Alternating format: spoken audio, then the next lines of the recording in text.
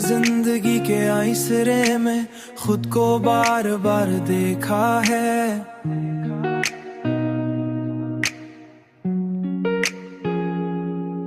और हर बार एक नया चेहरा पाया है, चेहरा पाया है।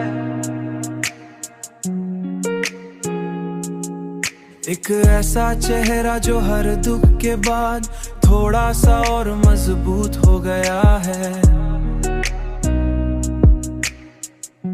थोड़ा सा मजबूत हो गया है। तुम्हारी याद अब भी इस चेहरे के पीछे कहीं मौजूद है, मगर अब ये मुझे कमजोर नहीं करती, बल्कि मुझे ये एहसास दिलाती है कि मैंने कितनी दूरी तय की है, कितनी दूरी तय की है। मैंने सीख लिया है कि जिंदगी का असल हुस्न इसके बदलते हुए रंगों में है।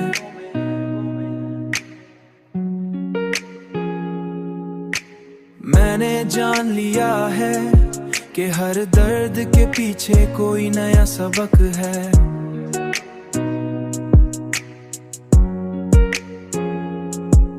मैंने देख लिया है अंधेरे के बाद ही सवेरा है, और हर रंग हमें कुछ न कुछ सिखा कर जाता है। तुम्हारी याद अब भी इस चेहरे के पीछे कहीं